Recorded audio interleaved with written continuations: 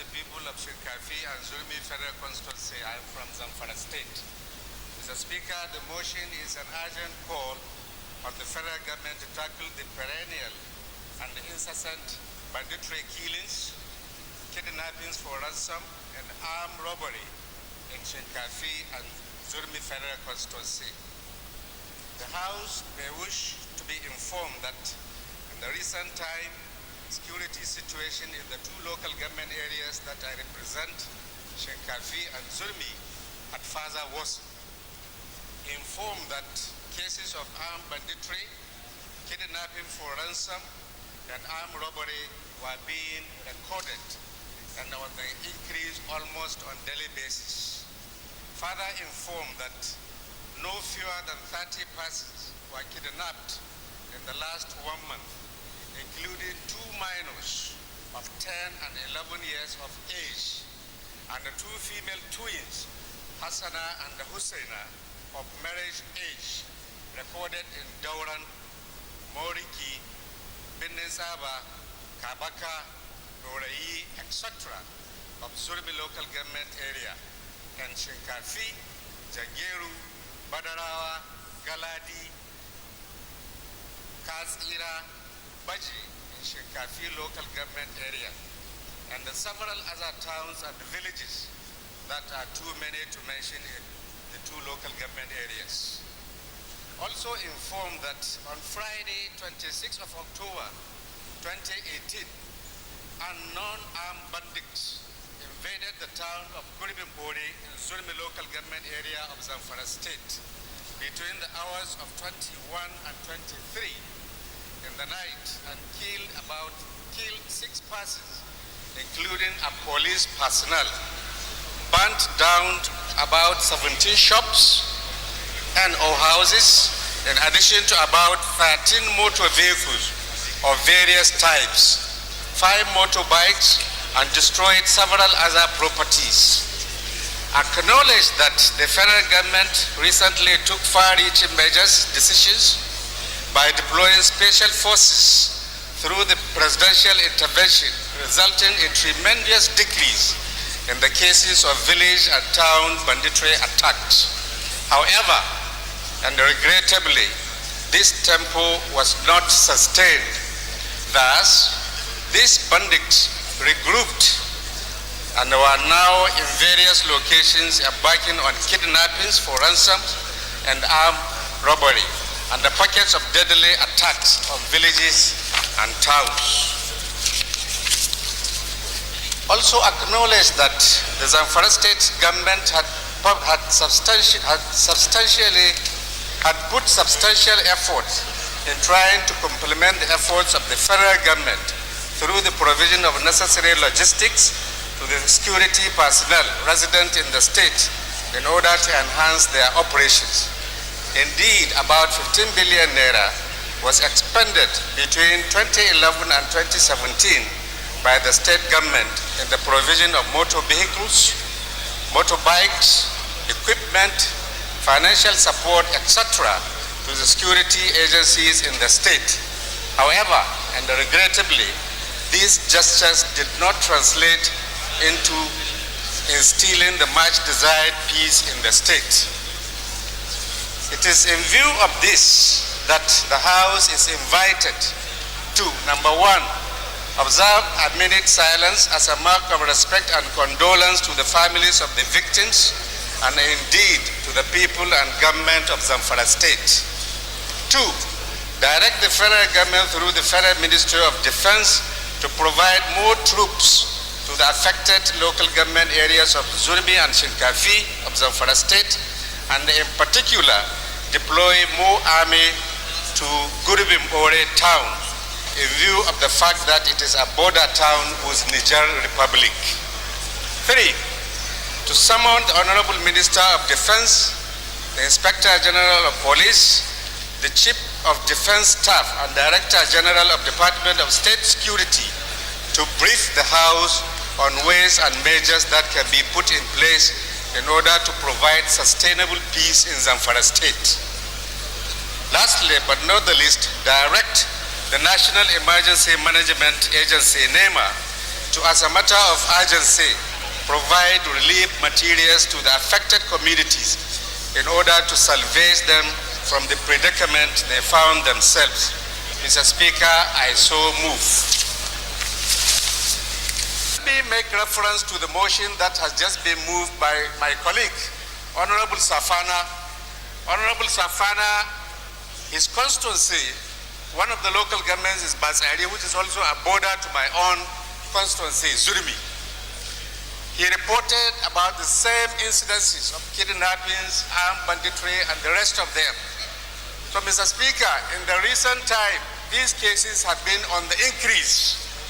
And if care is not taken, this enclave of that part of Zamfara state will be very vulnerable and will be subjected to a series of criminal activities within and around the area.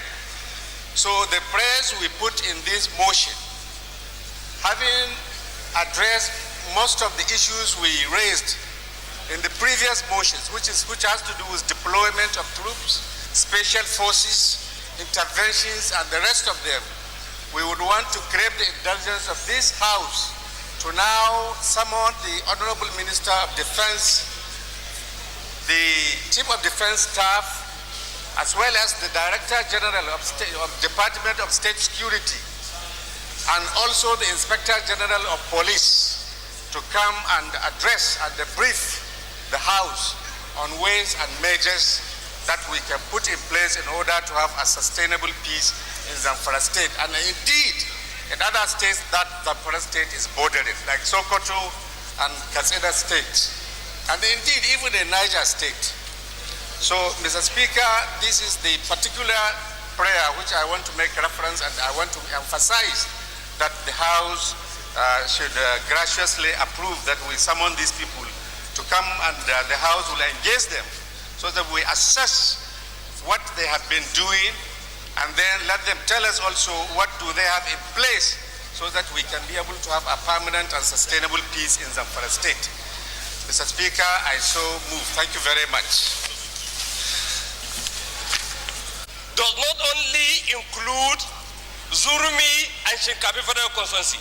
Mr. Speaker, as I'm speaking to you today, Katsina, Zamfara, Sokoto is in the hand of all these bandits.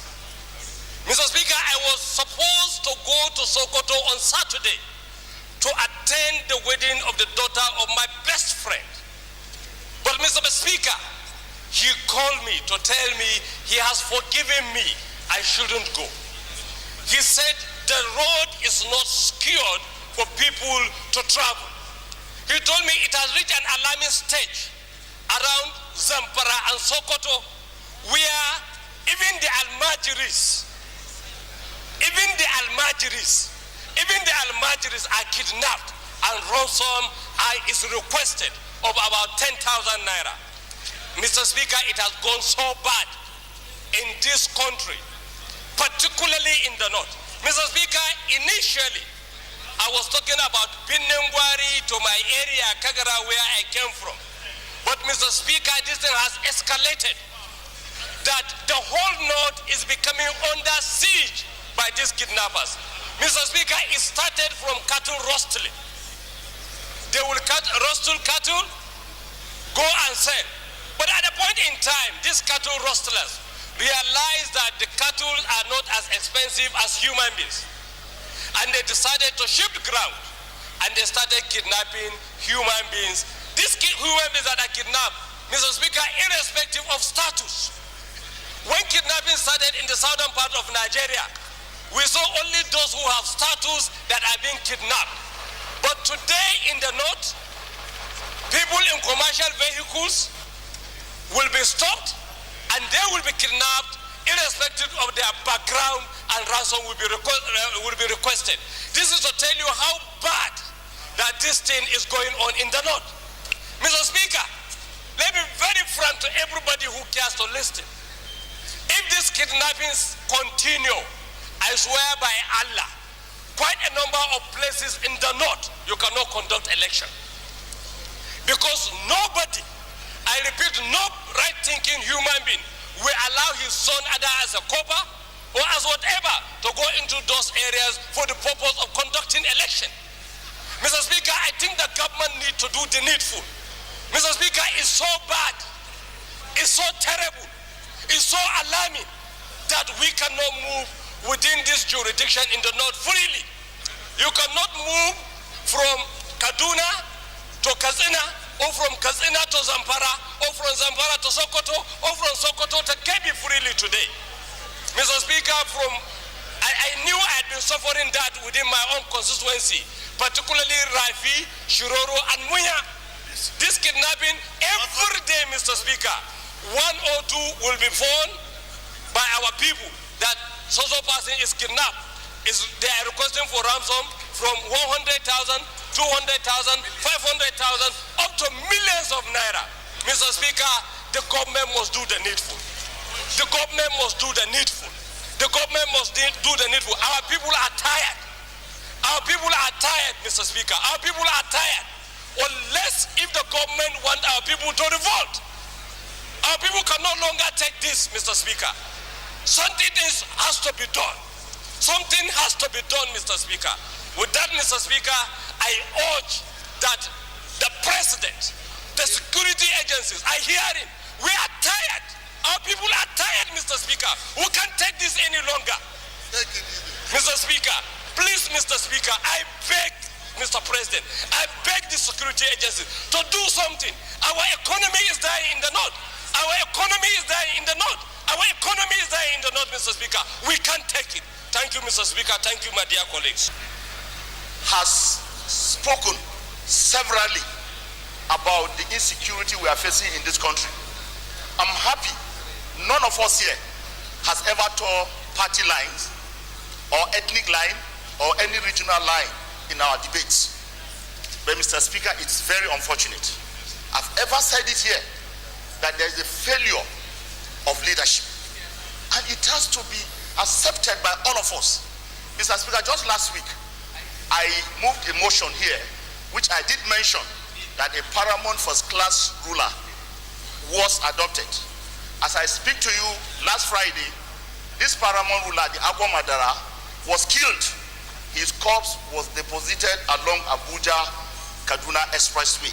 Specifically, his corpse was dropped in Kateri village. And this is not the first time. Several times people have been kidnapped along this Abuja-Kaduna road. People are killed. Their doctors demanded for ransom. I'm reliably informed that they were paid. Despite that, they killed the paramount ruler. Mr. Speaker, just as said by my colleague from Kano, the question I always want to ask, if we, that God has bestowed this leadership on us, have lacked or have run out of ideas, we should be humble enough to say we are overwhelmed by this problem, so that we look for assistance. We can call the international communities, because what is happening today, especially in the north central and the northern part of Nigeria, anybody who thinks it is a problem of the north is just deceiving himself. Because number one, the economy of the north is almost down today, because nobody in his right thinking senses, even if he's a Nigerian, will go to the north to invest. And if we are not getting investment in the north, it means that abject poverty will be what will happen to people in the north. And I don't think if anybody in the southern part will think if there is abject poverty in the north, he is safe. He is not safe, because definitely people, when they are pushed to the wall, they will migrate, and they will migrate whether you like it or not. They will move to where they know they will get employment, where they will get food to eat, where they will get shelter. I keep asking this question. Severally, we have invited the security chiefs, the armed forces, the police, and security defense corps. We invited them here. I did remember, I said, what is the cost of a drone? I'm not a security expert, but we know today all over the world, technology is what you use best to fight most of these insurgents. What is the cost of a drone that we cannot have a place where we send out drones and monitor what is happening in our forests? If you have a drone and you have it monitor a forest around Kaduna Abuja Expressway, all you need to do is that you have a situation room where if anybody is kidnapped from the air, you can monitor where they are taking this person to. And all you need to do is to take a helicopter and drop troops to where you know that this person that is kidnapped, these people, their doctors are taking him to. Why is it not happening? Why is it not happening? Who are we deceiving? It is very painful because I know we have the technology, except if some people are benefiting from this insurgency and kidnap, which means they are most either in the military or even in the political sphere. And anybody that is doing this, it may happen to one person today, but definitely either one of your child or your family or your relation, it will definitely happen to them. Because I am well aware that a drone does not even cost, there are different types of drone. It doesn't even cost up to 5 million naira. Why can't we use it? Why are we not using it? And here I remembered the chief of air staff did launch a drone, and he said it was manufactured by the Nigerian Air Force. Can't the federal government release money so that they can produce this thing in mass, so that they can monitor our forests and know where these people are hiding? If it means, how much is the cost of helicopter? If there is a case of kidnap along Abuja Kaduna Road, if there is a helicopter standby in Abuja, it will take you just 30 minutes to go around and hover around that forest and see where these people are taking, their doctors are taking those people kidnapped to. Why is it not happening? Mr. Speaker, we must tell Nigerians the truth. If we are not ready, if this government is not ready to secure the lives of people, honestly speaking, it will be saddening. It will be sad because you cannot be a president and every day people are being kidnapped, people are being killed. I'm very sure Mr. President is not happy. And if he's not happy, then he must be proactive. He must punch out those people in his government who are not helping him. Because definitely there are people that are not helping him. And he must be decisive in taking decisions against them. Mr. Speaker, our conscience should be our guide. And conscience should be what should guide us in future. If today we are here, we are seated here, and we are not concerned, and we cannot take the appropriate step, especially on Mr. President, because the boss stopped on his table. He must take decisions and discipline whoever, no matter the rank the person is holding in the military, he must discipline them if they are not performing their function. And if it is for money, Mr. Speaker, I am very sure I have been a member of this parliament. I have not seen where in our budgeting that we have reduced the budget of our military. Rather, we are always supporting them in terms of appropriation. Why is the money not being released to them? Why? Why is the money not released to the military so that they can buy modern equipment and secure us so that we can do business in a free environment? Like I said, election is approaching. Mr. Speaker, I'm very sure there are places today there will not be election. Is that what we want?